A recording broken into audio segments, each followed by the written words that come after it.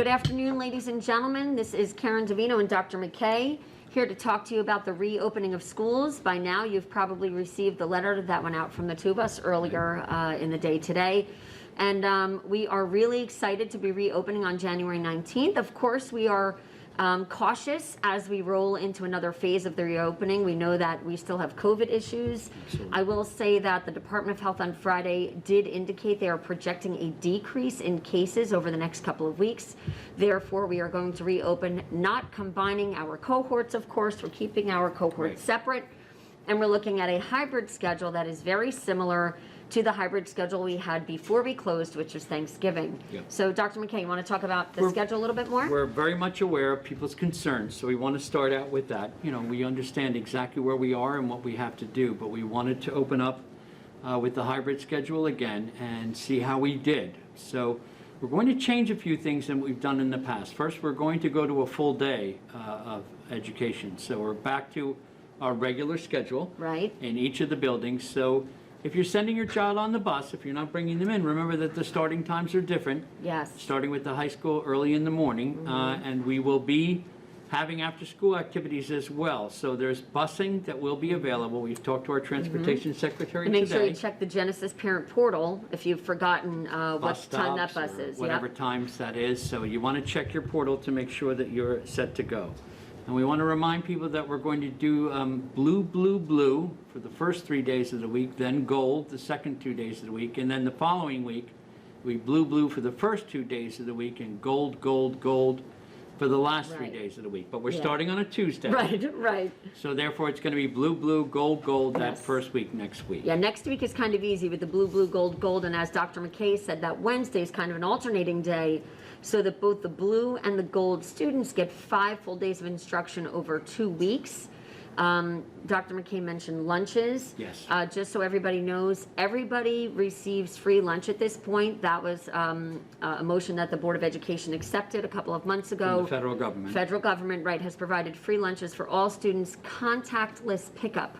So you don't have to worry about children pushing PIN numbers or anything like that. Obviously, there's hand sanitizer all over the buildings. Let's talk a little bit about, I guess, synchronous, asynchronous, virtual learners, and kind of what things look like K-12. Sure. One of our big concerns, and one of the things that we want to focus on most, is our virtual learners, folks that are staying home for safety and any concern that they have. We want to make sure that education works as well for them as anyone else. So it's very important that we talk a little bit about what the virtual day is going to look like. It is going to be a full day. Yes. So therefore our concerns are the amount of screen time that a child will put in. Now the high school, of course, the child has a class and then may have another class and then may have a time period off and then another class and another class and lunch. And there is a lunch period as well, but we are concerned about that. So, well, one of the things we've asked is particularly the high school and the middle school, because it's our belief that they are the learners that are probably, the teachers that are probably using synchronous the most would be our middle school and high school students. But we have asked the principals, along with their skip committees, and those are committees that are formed inside the schools made up of teachers, to get information out to you in the next day or so regarding what that looks like. So, for example, you may see some reasonable accommodations extended to our virtual students, our exclusively virtual students. There may be times when those students are asynchronous instead of synchronous, so they can have a break.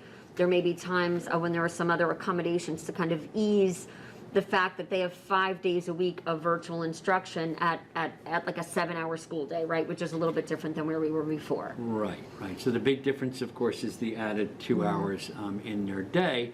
But we want to make sure that everybody understands that we want to make sure that education is the best it possibly can be. Right. And of course, developmentally, we really are focusing on our schools to make up their minds on what that looks like. For example, a second grader does not have the same aptitude or independence as an 11th grader, right? So that's why that's going to look a little bit different per school. But be on the lookout from our principals in regards to what synchronous, asynchronous looks like, and how your child can have the best learning experience, even though we are still struggling through COVID. Right. And that was important. It's very Yeah. important for us to talk about that virtual piece, because that's our students and they're doing a great job. So we want to make sure that that education stays the same Right, for them. and they do make up about a third. I mean, for the folks at home, you probably know we have about a third, and a Absolutely. third, right? We've got about a third, and that differs across the grade levels of virtual learners, and then a third blue and a third gold. So we really are trying to work towards as much consistency as we can, as challenging as that is. For our families that are sending the children back, we want Yes. to make sure that we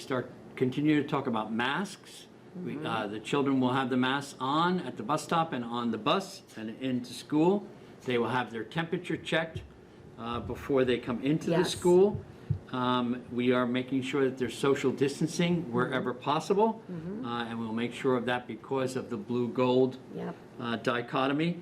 And then one of the more important pieces is, of course, we want to encourage our children to use the hand sanitizer, which is in each of the classrooms, but also washing their hands Yes. at all possible Yes, situations. and avoid So- touching your face. Exactly. The last thing we wanted to mention is that, and we did outline it in the letter we sent, is that, COVID has affected everybody. So that means there may be times that you send your child to school, whether it's on the bus or you drop your child off at one of our schools, and they do not have the regularly scheduled teacher. They may end up on a Chromebook in a very large space like the high school auditorium or a large library area.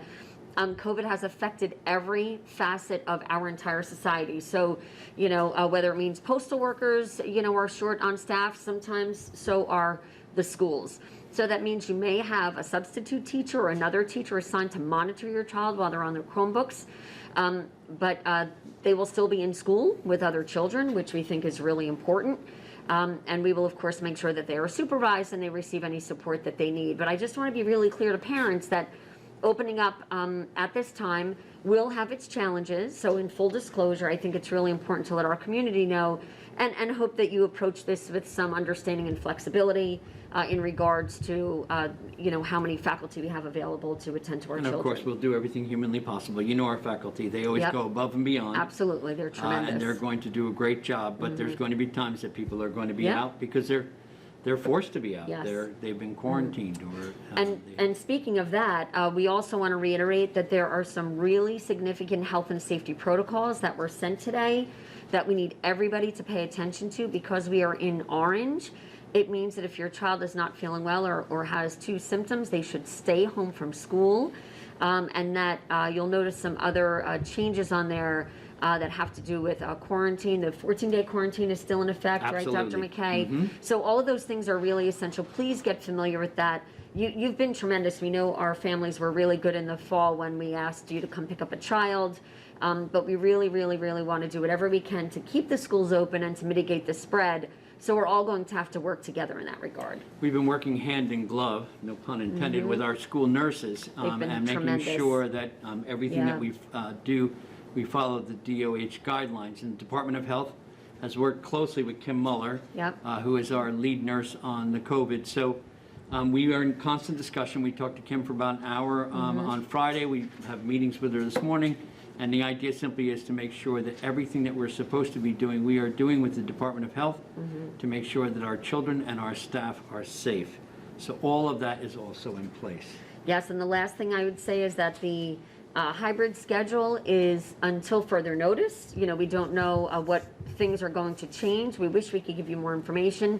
Of course, we will try to keep you informed of any kind of changes. And certainly, as you well know, if there are, I think, 2 unrelated cases within 14 days, That closes the it may building. close the building. So these are the kind of things that we just want you to be aware of.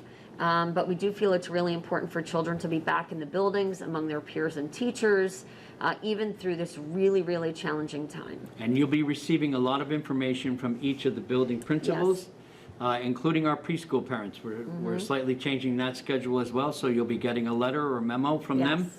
so you know exactly what we're doing as we get started next Tuesday.